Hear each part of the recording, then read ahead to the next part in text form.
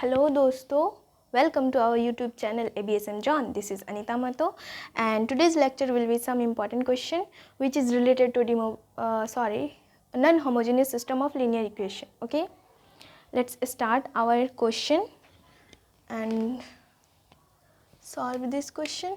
Okay, आज का जो हमारा टॉपिक है वो non homogeneous of system of linear equation पर है। ये जो हम क्वेश्चन लिखे ये नॉन होमोजेनियस सिस्टम है, क्योंकि हम आपको लास्ट क्लास में बताए थे कि नॉन होमोजेनियस और होमोजेनियस सिस्टम क्या होता है। ठीक है, उसमें हम ये बताए थे कि आप लोग पढ़े थे कि नॉन होमोजेनियस जो होता है उसमें इक्वल टू के बाद ज़ीरो नहीं होता है, कोई कांस्टेंट टर्म होगा, और होमोजेनियस में ज़ीरो होगा। ओके, तो ये जो हमारा क्वेश्चन है वो नॉन होमोजेनियस है, आप लोग देख सकते हैं। तो हम इसको सॉल्व करेंगे, आप लोग अच्छा से देखिए clearly. It is a non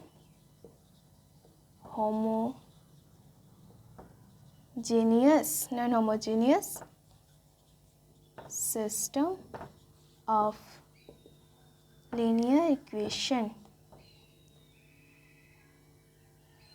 ठीक है, clearly it is a non homogeneous system of linear equation.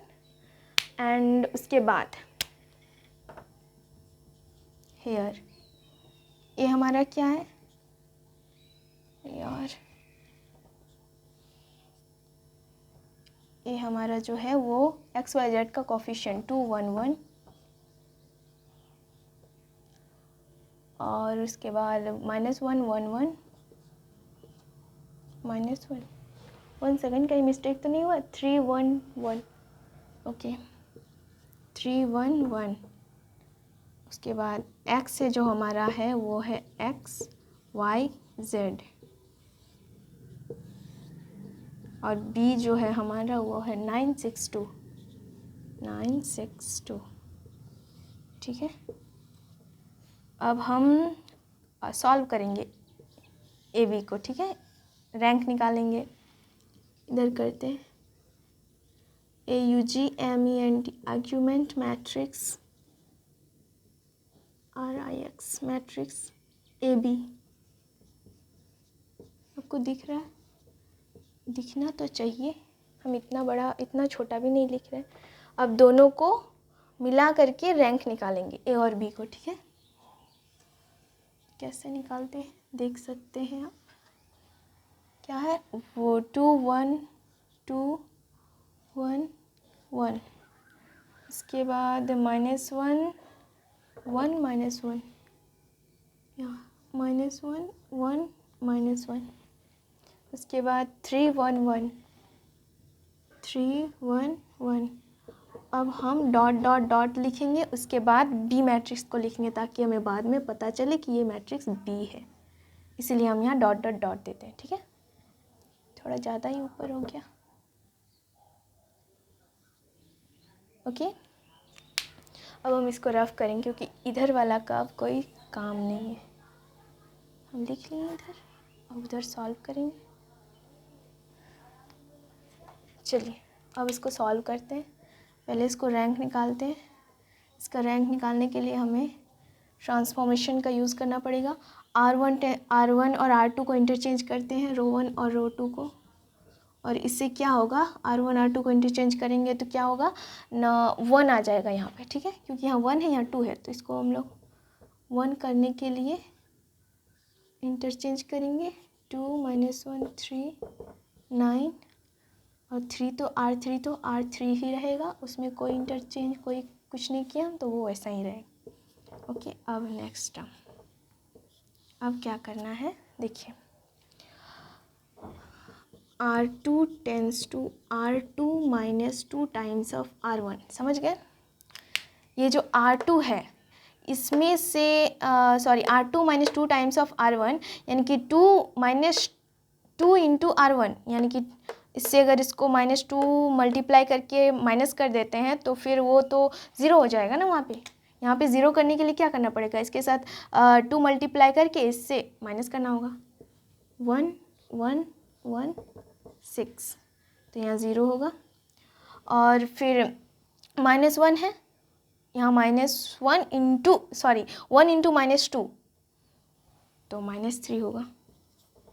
उसके बाद यहाँ 3 है, -2, 3 - 2 1, यहाँ 9 है, 9 - 6 × 12, 6 × 2 12, यानी कि -3 होगा।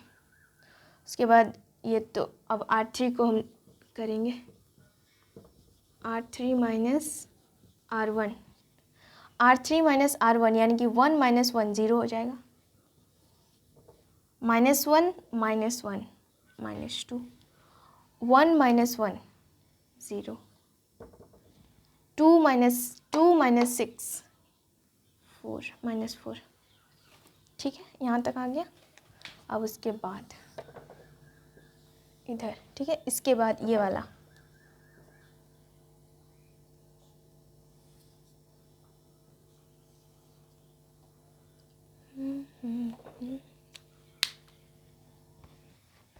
इधर रफ करना होगा।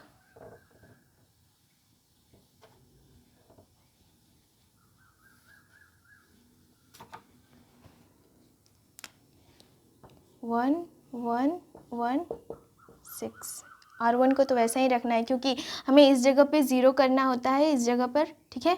और अगर हम R3 में इंटरचेंज करते हैं, R3 में ट्रांसफॉर्मेशन का यूज़ करते हैं, तो हम देखेंगे कि अगर हम R1 के साथ करेंगे तो यहाँ पे चेंज हो जाएगा, लेकिन हमें यहाँ पे चेंजेस नहीं लाना है क्योंकि हमें यहाँ पे 0 लाना ही होगा। अगर फिर से हम R1 के साथ करेंगे तो फिर से 0, फिर 1 आ जाएगा, माइनस प्लस कुछ भी करें यहाँ पे 1 आ जाएगा, 2 आ जाएगा, कुछ कॉन्स्टेंट टर्म आ जाता है।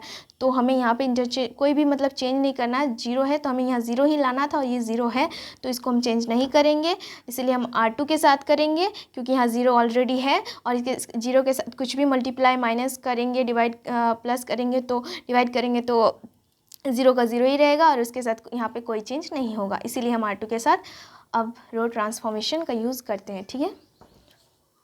-3 1 और क्या है -3, R3, यहाँ पे R3 minus 2 3 times of R3 -2 times of R2, समझ में आया। मतलब यहाँ पे अगर 3 times of R3, 3 into minus, देखिए क्या हो रहा है, -2 है इंटू 3, उसके बाद यहाँ -3 है, -3 इंटू -2 मल्टीप्लाई किए, ये R3 R2 minus minus plus हो जाएगा, ये 6 हो गया, 6 हो गया, 0 आया, तो वही तो हमें लाना था, यहाँ 0 हो गया।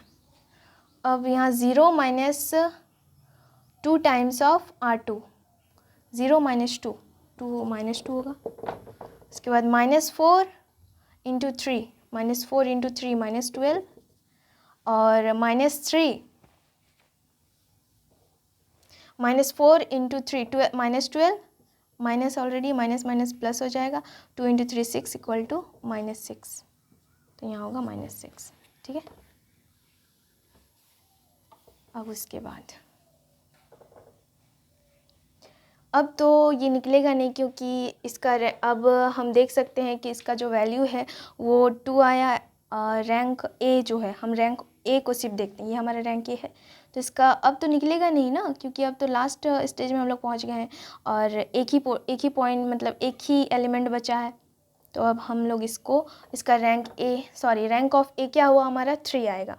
कैसे 3 आया, आप लास्ट लेक्चर में आप पढ़े थे कि रैंक कैसे निकालते हैं तो रैंक ऑफ ए 3 आया, रैंक ऑफ बी भी 3 आया, देखिए रैंक ऑफ बी, तो rank of A equal to rank of B हुआ। चलिए अब हम यहाँ पे रफ कर दें अब इसको, अच्छा ठीक है। अब उसके बाद ठीक है, विच लैंग्वेज लिखना है, इज़ इन एचलॉन फॉर्म। आप देख सकते हैं जब हम रैंक ऑफ ए निकालते थे, लिसन केयरफुली, जब हम रैंक ऑफ ए निकालते थे तब हम लोग सिर्फ रैंक ऑफ ए का निकालते, अभी रैंक ऑफ बी भी आ गया है, ठीक है।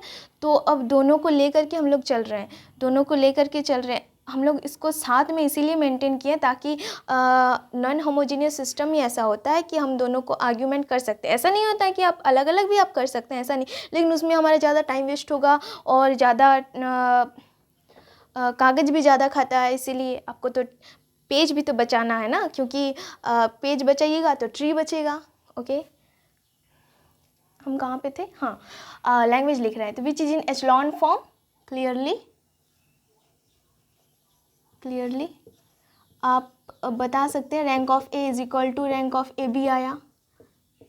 रैंक ऑफ ए का भी देखिए, रैंक ऑफ ए भी 3 आया और रैंक ऑफ ए बी भी 3 आया, मतलब दोनों का मिला के भी रैंक ऑफ ए बी बोल सकते हैं, तो वो भी 3 आया। ठीक है, तो जब दोनों 3 आया तो नंबर ऑफ अननोन्स भी 3 है, तीनों इक्वल हो गया।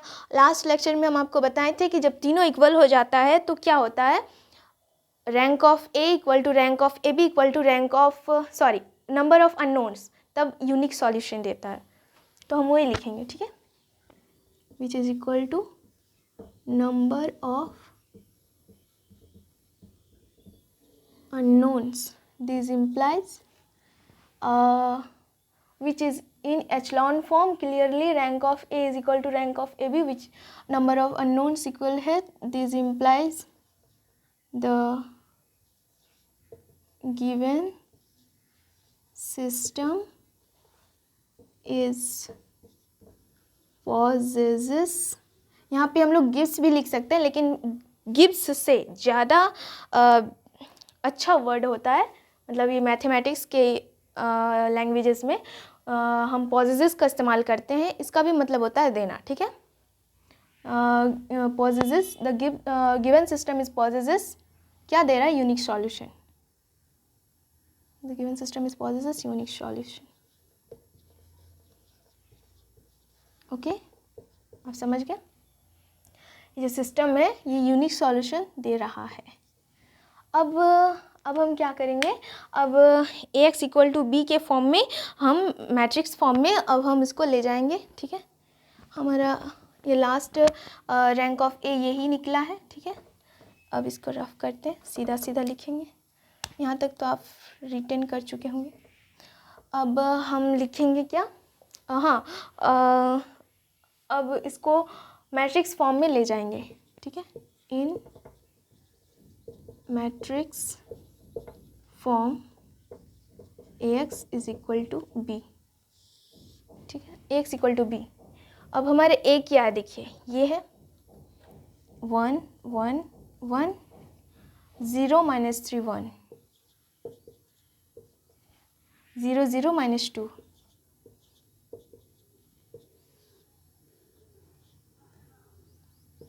-2 है। ठीक है, x क्या था, एक्स वाई जेड था, और b हमारा क्या है, क्या आया, 6 -3 -6, ये हमारा b आया। ओके, अब इससे इक्वेशन निकलेगा, रो 1 कॉलम, आप 12th में पढ़े थे, ऐसा होता है मल्टीप्लाई। ठीक है, x y z, row column row column row column, इस तरह मल्टीप्लाई होता है कि नहीं। उसके बाद 3 1 0 एक्स के साथ तो 0 होगा, 3 के साथ वाई, तो 0 का तो नहीं लिखेंगे, 3y plus z is equal to -3। अब क्या है, -2z इक्वल टू -6। ठीक है, क्योंकि एक्स वाई दोनों ही 0 हो गया, तो -2z इज इक्वल टू -6। इसको हम 1 मान लेते हैं, इसको 2 मान लेते हैं, इसको 3 मान लेते हैं। ओके, अब उसके बाद हम लोग सॉल्व करते हैं, इसको रफ करते हैं। हाँ, पहले इस इक्वेशन को सॉल्व करते हैं, ये ज़्यादा इजी रहेगा। फ्रॉम इक्वेशन 3, ठीक है, z का वैल्यू कितना आएगा, 3 आएगा, माइनस माइनस कट जाएगा, z इक्वल टू 3 होगा। ओके, इसके बाद फ्रॉम इक्वेशन 2 क्या आया, z का वैल्यू 3 बैठाने पर -3y प्लस 3 इक्वल टू -3, तो -y इक्वल टू -1 3 को इसको ऐसे ही रखते हैं। ठीक है, y इक्वल टू -1 -1 -1 कितना हो गया -2, -2 -2 माइनस माइनस कट गया, y इक्वल टू 2 आया, ठीक है। फ्रॉम इक्वेशन 1 कहाँ है, x y z, y और z का वैल्यू बैठाने पर x कितना आता है, y कितना है हमारा, y कितना निकला 2, और z कितना आया, z कहाँ है 3, z 3 आया, तो y और z का वैल्यू 1 में बैठाने पर 2, z का है 3 + 3 ना, which is equal to 6, okay. 5 x equal to 6 - 5 इधर जाएगा तो 5 माइनस हो जाएगा, 1 होगा, hence x equal to 1, y is equal to 2, z equal to 3। इस तरह हमें लास्ट में लिखना है, ये हमारा आंसर हो गया, ठीक है। अब देखिए, अब हम क्या करते हैं, x y z जो है उसका वैल्यू आपको अगर चेक करना है कि ये सेटिस्फाई करेगा कि नहीं, तो फिर आप x y z का वैल्यू किसी भी इक्वेशन में, क्वेश्चन का किसी भी इक्वेशन में पुट कर सकते हैं। उसमें आपको पता चल जाएगा कि ये इक्वेशन, ये x y z का जो वैल्यू आया वो करेक्ट है या नहीं। इससे आपको चेक करने का एक आपको ऑप्शन मिल जाता है कि आपका जो आंसर आया वो सही है कि नहीं, ठीक है। आप x y z का वैल्यू किसी भी इक्वेशन में पुट करके देख सकते हैं। अगर वो इक्वल टू के बराबर आता है तो फिर इक्वल आता है तो फिर आपका आंसर सही है, अन्यथा वो गलत है। आप फिर से ट्राई कर सकते हैं। ओके, थैंक्स बच्चों।